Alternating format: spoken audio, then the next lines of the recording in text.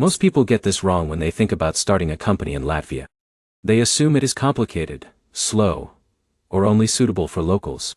But that is not true. Latvia is actually one of the most efficient and foreigner-friendly company registration systems in Europe, if you understand the correct process.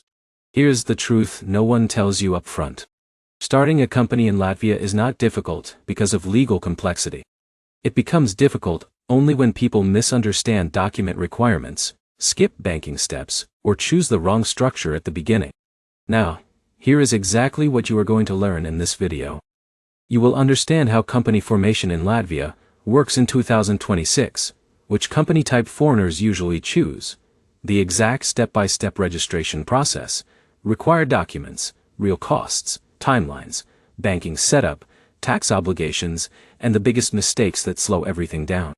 By the end, you will have a complete roadmap you can actually follow without confusion. And we are starting immediately with the most important decision.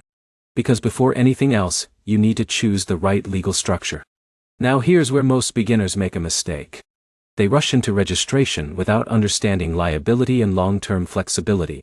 In Latvia, the most common company structure for foreigners is called an ACIA, which stands for Sabiedrība ar ierobežotu atbildību. You don't need to remember the full name. Just think of it as Latvia's version of a limited liability company.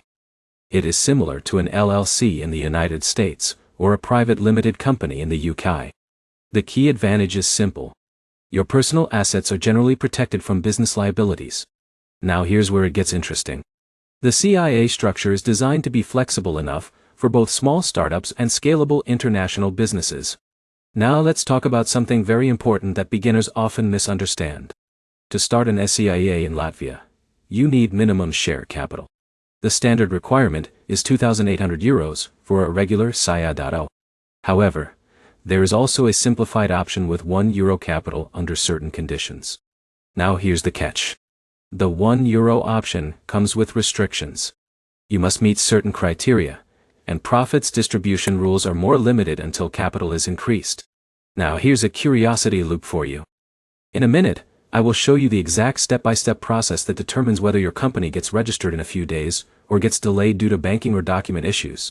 But first, let's answer a very important question. Can foreigners start a company in Latvia? The answer is yes. Foreigners can fully own companies in Latvia. There is no citizenship requirement. You can be a 100% owner as a non-resident. But here's the catch. You must have a registered legal address in Latvia. This is mandatory for all companies. Government institutions use it for official communication and legal notices. Now here's what many beginners don't realize. You do not need a physical office. You can use registered address service providers legally. But here's the important detail. That address is not symbolic. It is legally active. Tax authorities and state institutions will send official documents there. So reliability is critical. Now let's talk about company management. An CI must have at least one board member. This person is responsible for legal representation of the company. A foreigner can be a board member, and there is no strict residency requirement in most cases. However, banking and tax processes may require additional verification depending on your profile. Now here's where things start to become more structured. Company formation in Latvia is not a single step. It is a sequence of legal actions involving notarization, the enterprise register, banking setup, and tax registration. And in a minute, I will break down that full sequence so you understand how everything connects. But first, let's talk about documents. You will need articles of association. This document defines ownership structure, capital contribution, business activities, and internal governance rules. It must follow Latvian legal standards. You will also need identification documents such as a passport, proof of address, and sometimes certified translations, depending on your country of origin. Now here's where most beginners make a critical mistake. They underestimate document precision. In Latvia, even small inconsistencies can cause delays in registration or banking approval. Now let's move into the step-by-step process. Step 1 is choosing and reserving your company name. Your company name must be unique and not already registered in Latvia. It must comply with naming rules and cannot mislead about business activities. Now here's a retention moment. The next step is where most delays happen, not because it is complex, but because it requires proper legal and banking coordination. Step 2 is preparing the founding documents. This includes the Articles of Association. It defines shareholders, ownership percentages, business activities, and company structure. Now here's where it becomes important. These documents must be signed and often notarized, depending on the registration method. If you use electronic registration with e-signatures, the process becomes faster. Now here's where it gets interesting. Latvia has one of the most advanced digital signature systems in Europe. Many steps can be completed online if you have proper e-identification. Step 3 is opening a bank account or depositing share capital. This is one of the most critical steps in the process. Now here's the reality. Without proof of capital deposit, you cannot complete registration. So banking is not optional. It is part of the legal chain. Now, here's a common problem. Many foreign founders struggle with bank account approval because of compliance checks. Banks in Latvia are strict due to EU regulations. But here's the solution. Proper documentation and clear business activity descriptions significantly improve approval chances. Step 4 is registration with the Enterprise Register of Latvia. This is the official authority that registers companies. Once approved, your company receives its registration number and becomes legally active. Now here's the moment everything becomes real. This is when your company officially exists in Latvia. Step 5 is tax registration. After incorporation, your company is registered with the State Revenue Service. You receive a tax identification number, which is required for invoicing and compliance. Now let's pause here, because this is important. Many beginners assume they can start invoicing immediately after registration. But depending on your business model, you may also need VAT registration. In Latvia, VAT registration becomes mandatory once your annual turnover exceeds 40,000 euros. However, voluntary VAT registration is also possible and often beneficial for international businesses.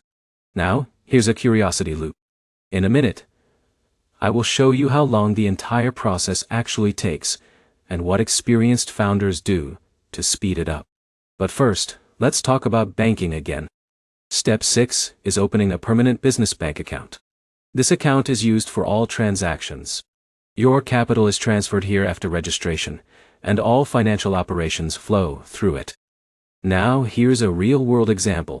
Imagine Alex, a freelance marketing consultant from India. He registers a Latvian SIA. He works with clients in Germany and Scandinavia. He invoices through his Latvian company, receives payments in euros, and operates within a fully EU-recognized business structure. This is why Latvia is attractive. It offers EU credibility with relatively flexible setup options. Now let's talk about timing. In a smooth case, company registration in Latvia takes around 3 to 7 business days. Sometimes faster, if everything is prepared correctly and digital signatures are used. But here's the key insight most people miss. Speed is not luck. It is preparation. Clean documents and proper banking planning always reduce delays. Now let's talk about cost. The cost of starting a company in Latvia is moderate compared to other EU countries. It includes state fees, notary fees if required, bank setup costs, and optional service provider fees. But here's what really matters. The cost of mistakes is always higher than the cost of setup. A rejected application or delayed bank account can slow your entire business plan. Now, let's move into ongoing obligations because this is where real responsibility begins.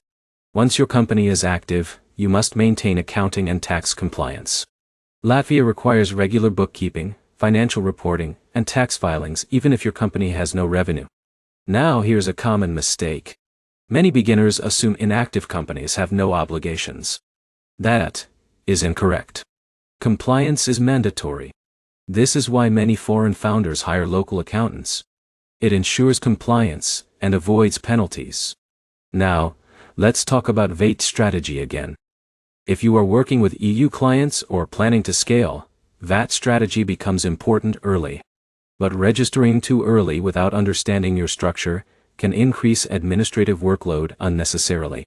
So timing matters more than urgency. Now here's the final insight before we wrap up. Latvia is not only part of the European Union, but also part of the Eurozone. This makes it highly attractive for international entrepreneurs who want stable banking and EU market access. Now let's quickly summarize everything. To start a company in Latvia in 2026, you choose an SIA structure, secure a registered address, prepare founding documents, deposit share capital, register with the enterprise register, obtain tax registration, open a business bank account, and maintain ongoing compliance. Wow!